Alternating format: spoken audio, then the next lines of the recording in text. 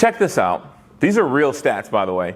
98% of HR professionals have reported being burnt out. 98%. We're not surprised. Thank you. The other 2% just haven't realized it yet, right? That's an extremely high number, right? I'll have a couple stats in here. There's one stat that I didn't include because it was too low. It said that 94% of HR professionals feel undervalued at work. That's just too low. I'm like, let's stick with 97, 96 and above. 98% burnout. Like, this is a pandemic all on its own. One of the things that I noticed when it came to how we navigated through the pandemic, you guys were asked to do a whole lot more than you normally would be. Like, normally your job is like walking behind two toddlers anyway, right? It's like, give me that, oh, clean up that, right? It's okay, you can laugh. They're not here. That's what you do every day, right? You try to prevent things, but usually some manager dude, he's probably a dude, he goes off and he does something that he shouldn't have done, and you knew that you told him that he shouldn't, but he did it anyway, and now you got to clean it up. I do that with my kids all the time. Not that one, he's a little older, but like, I do that with my kids. And that's what you guys are doing, and then it just exacerbated itself during the pandemic. You have to do that a whole lot more, and I don't think you ever properly got recognized for that. Would you agree? We are self-care, like service workers in a lot of different ways, but we weren't recognized as it during that time. And I think that's what led to this. I've seen a lot of yard signs celebrating the people who are really in the fight of the pandemic, and respect to them. I'm not casting any aspersions on them at all. They absolutely need that. But I never saw a sign that said an HR hero lives here. I didn't, and I should have, right? You guys should have been celebrated a lot more. And so there's a lot of built up and pent up frustration, a lot of built up and pent up stress that we had to endure over the last couple of years. And a lot of that is shown in these stats and these results that we're going to talk about. Another rule of engagement. I want someone in the massage chair every minute I'm up here. Ashley Scruggs just got done. She said it was amazing. Somebody go get next. I won't be offended. I'd be offended if you don't go get a massage, okay? Every minute I'm up here, I want someone in that massage chair. So you guys figure it out amongst yourselves.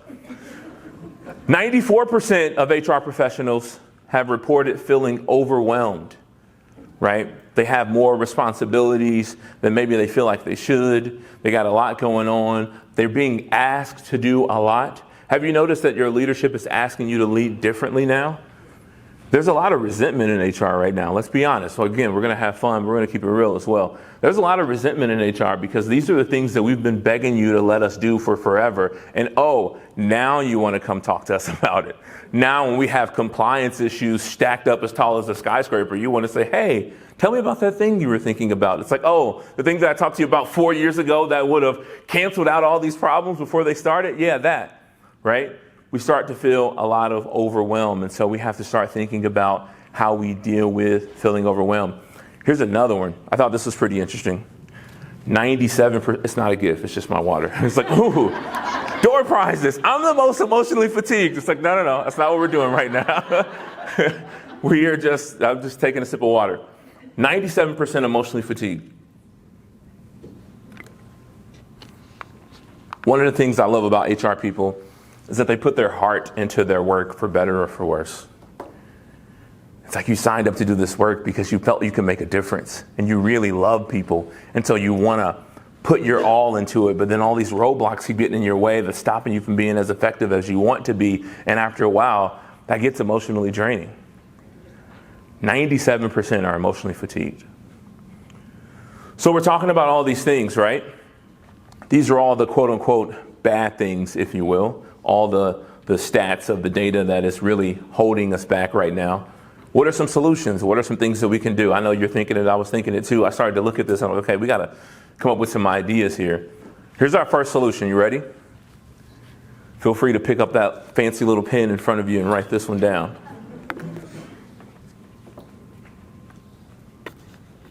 The first thing that we can do is double down on self-care. Triple down on self-care. Quadruple down on what's the next one? Quintuple? Okay. I don't know if that's quin something, right? Dr. Quinn and Medicine Woman on self-care. Do that. We have to make this become a priority. It's not just something that's nice to do. It's not just something for the weird people. Fellas, it's not just something for the ladies.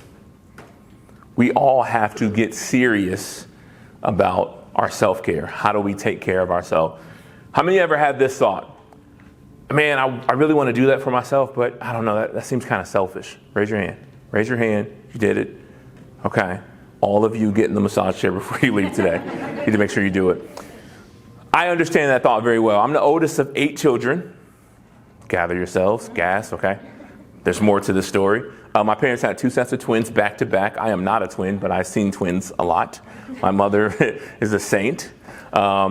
And I was the one responsible for going out and getting the information and then bringing it back to the tribe, right? I was the one responsible for making sure that everybody ate when the parents weren't there. I was the one that was responsible for making sure that everybody in the tribe was being cared for. In fact, the name of my company, Gawlo, is a West African name that translates to the keeper of the stories.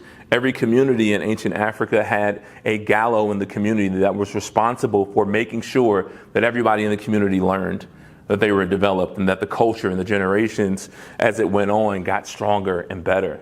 That's been my charge since I was a kid. Now I get to do that work every day. But with that, the other side of that is I feel bad when I do something for me because I don't feel like I'm taking care of the tribe. I bet a lot of you can resonate with that. You feel bad when you do something for you because you are also a father. You're also a mother. You're also a big sister, a big brother. You know you have to take care of the tribe. But we all also know that you can't pour from an empty cup. So we have to find ways to take care of ourselves. Taking care of yourself is not a selfish thing that you can do. It's actually a very selfless thing that you can do, right? You're not choosing yourself over other people. You're choosing to take care of yourself now so that you can take care of other people better. Some of you are having memories of childhood. I see it streaming from your eyes. You're like, I didn't know this was going to be a therapy session. It's not a therapy session. You don't have to lay down for this one, right? We can sit up and talk about this, but it's a real thing that we need to start to detangle and unlearn so that we can make sure that we're putting in the right things, right? We've been programmed and learned so many things that are actually counterintuitive. They're actually working against us every day and stopping us from being our best selves. So that's one of the things that we have to do. So 3 ways that we can take care of ourselves as it relates to self-care: mind, body, and spirit. I'm going to give you some structure, some framework on each of those, and then we'll wrap it up, and maybe we'll have time for questions. Maybe. Okay. Let's talk about the mind. A couple different ways that you can take care of your mind, your mental health. Number 1, establish a practice for mindfulness. We are, one of my fears, now this isn't science, this isn't data, this is one man's observations. We are breeding a generation that is afraid of the silence and the loudness of their own thoughts. Our kids need so much stimulation because they receive so much stimulation that if you turned everything off, within 2 seconds, they're fidgeting. Within 2 seconds, they're like, I don't know what to do with my life. Some of you, I can tell how you're looking at me, that's you too, right? It's like, oh, that's me. Mindfulness is a practice. We need to practice being silent. We need to practice being still. We need to practice observing our own thoughts. One of the most powerful things I ever learned was that I wasn't my thoughts. I was the observer of my thoughts. I get to choose my thoughts like a buffet line. There's a lot of them. They all pop up. I don't like everything at the buffet line. But having the awareness and the mindfulness practice to observe your thoughts and then select the ones that are going to serve you the best is a game-changing mentality. Right. One of the reasons why I owned the cleaning company back in the day, and I did it probably 5 years longer than I should have, is because I kept accepting these thoughts that didn't serve me. I kept accepting the thoughts that, man, I just have to do this type of work because that's all I can do. That's all I'm capable of. That's all I've ever seen in my family. This is just the way things go. I've heard a lot of you say that too. Oh, HR is just that way. We're just always going to be a cost center. They're never going to value us. They're never going to see us as something that could be a strategic driver for their business. Those are not thoughts that we have to take. Those are not thoughts that serve us well. Those are not thoughts that are going to enable you to do your best work. But we don't get down to that if we don't take time for some mindfulness. So I'm not going to give you the solutions. I'm going to give you the framework. Whatever mindfulness looks like to you, we need to develop a habit and a practice of that. We need to make sure that we're stimulating our mind in healthy ways. Creativity is a great mental stimulator. Paint, dance, sing, whatever. You don't have to do it well. I sing often, never do it well. Unless I'm by myself in the shower, then it sounds amazing. I'm a Grammy winner in the shower. It's just when other people get around, it doesn't sound good. Always sounds good to me. We have to make sure that we're stimulating our brains in the right ways. Whether it's reading a book, whatever your creativity is, we have to tap into those things consistently as a practice so we can make sure we're always refueling, always filling our tanks. Here's another one. Self-talk. A lot of times we talk to ourselves in ways we would never let someone else talk to us. In fact, that's a good way to determine whether it's good self-talk or not. If a friend said that to you, would they still be your friend? We beat up on ourselves so much because things didn't turn out the way that we thought they should or the way they thought they were going to. And now we're talking negatively to ourselves. And we hear everything that we say to ourselves. So think about the damage that does to you on a consistent basis. So practice of mindfulness. We need to make sure that we are stimulating our brains in positive ways. We need to make sure that we have good self-talk. Any questions about these three so far before we move on to the next one? Perfect. Body. How do we make sure that we're taking good care of our body? We need to exercise. I'm not doing push-ups today. Last time I was here, we talked about burnout. I did push-ups, and I almost didn't finish the talk. We're not doing push-ups today. But we do need to exercise. We do need to move. Our body loves it. I know it feels bad to you at first, but our body loves it. It actually needs that movement, and your brain loves it, right? The amount of mental fog you can get rid of by exercising and getting it out. Exercise is so cool in 2024 because there are a bazillion different ways to do it, right? It used to be like pick up a rock, put down a rock, pick up a rock, put down a rock. We don't have to do it that way anymore. I know a lot of guys like to lift that way. My son, his last period of his high school day is an advanced weightlifting class, and all they do is ego lifting. Put this big plate here. Big plate here. Oh, lift, back hurt, lift anyway. It's like, what are we doing? Right?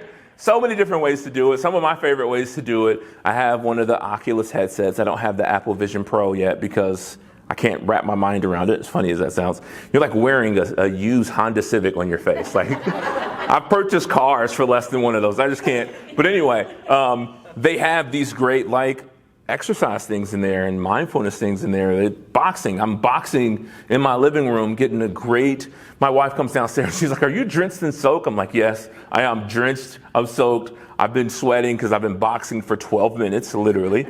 But it's a great exercise. And so exercise looks so different today than it did when we were growing up. So keep that in mind as well. We have to sleep and rest.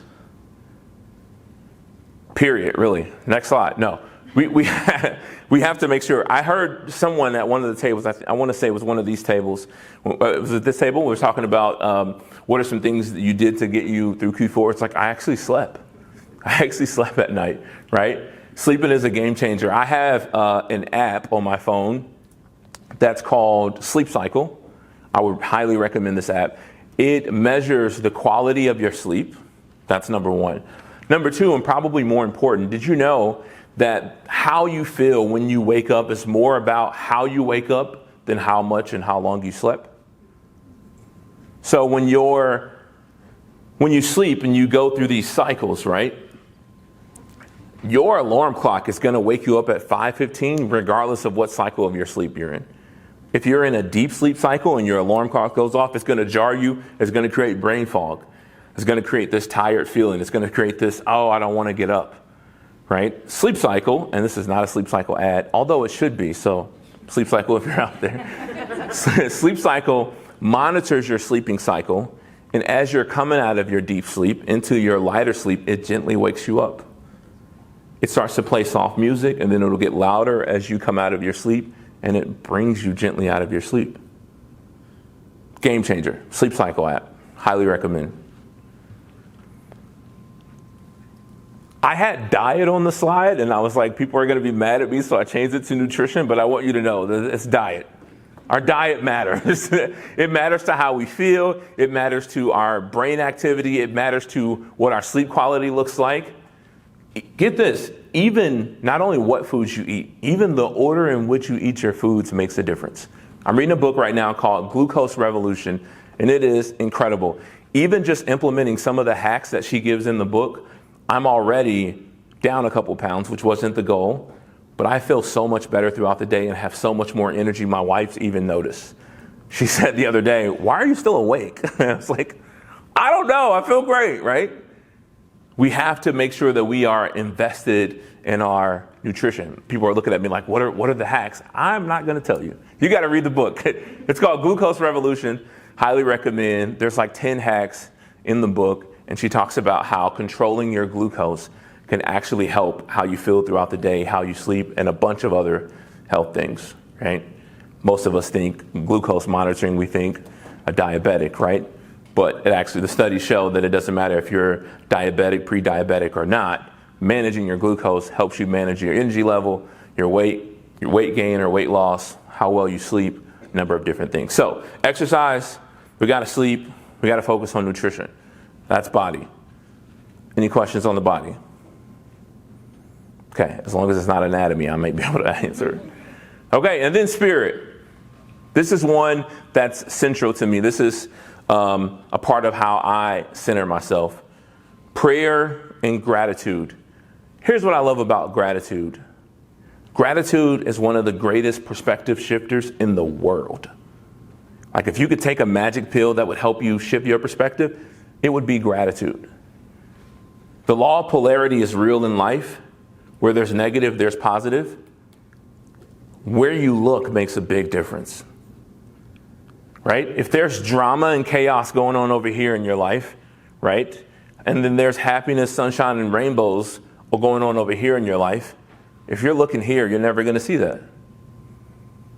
Vice versa, if you're looking here, you're not going to see that either, right? Where you give your attention to, where you focus, really dictates how you experience life. Gratitude is a phenomenal reset. I'm always shocked when I sit down to make a gratitude list and I say I'm going to make 10. I never stop at 10. As soon as I hit 7 or 8, it's like, oh yeah, and that. Oh yeah, and that. Oh yeah, and that. The furthest I ever gotten to this, sitting down to do 10 really quick, 173. I still have the notebook. And I could have gone on for more. I didn't want to miss my meeting. We have so much to be grateful for if we would only take the time to seek it out and find it. Connect with nature. This is one that, not gonna lie, wasn't a favorite thing of mine. I'm a city boy.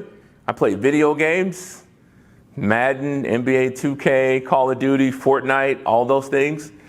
But it definitely gives you a different perspective and a different sense of stimulation when you can get out and actually enjoy nature, right? Take a walk, go fishing, go hiking, go walk a trail, whatever it is. Get yourself out to be able to connect with nature. Super, super helpful for you mentally, spiritually, and physically as well. And then purpose. There's a lot of complicated conversations about purpose, right? We could talk about that for forever, and it would be a lot of theorizing and philosophy and all those things. Here's what I want you to focus on as it relates to self-care. Do things for your purpose, but also do things with a purpose, right? Whatever you put your hand to do, do it with all your might. Whatever work that you choose to do, and we do get a choice. I'm a living witness that we get a choice. We don't have to do the work that we've been doing. We can choose what the work that we want to do. Giving your all to something helps create fulfillment because you know you did your best. You can lay your head on your pillow at night knowing that you gave it all that you had. And that is a very fulfilling thing. That is something that can recharge you spiritually. Here's another thing. Do the things that instill or restore hope. That could be work, that couldn't be. You know, when I play with my nieces and nephews who are all this tall, and they call around and they, Uncle, Uncle, like that makes me hopeful. When I get to do meaningful work that I think can make a difference at your organization, that gives me hope, right? Hope is the heart's greatest medicine. One of my favorite proverbs says, hope deferred makes the heart sick. Think about it in reverse. Hope becomes the heart's greatest medicine. We have to find those things that instill hope inside of us. Those are the things that recharge our batteries and keeps us going. All right? So when we think about self-care, we have to think about it in those terms. What are we doing? Mind, body, and spirit to keep our batteries recharged, to keep us going every day. There's another side of self-care, which is the resilient side of like taking all you can take. I don't need to tell you guys that. You have that one already, right? You are the ones that continue to go no matter what. But there's the other side of it is, yes, we need to be hardcore. We also need to recharge. And so hopefully within this 30 minutes-ish of whatever I've been talking, hopefully you found some things in there. You say, you know what, I can take that. I'm going to utilize that. I'm going to build some tools within that to make sure that I can recharge mentally, physically, and spiritually. All right? Thank you so much for your time. Appreciate it.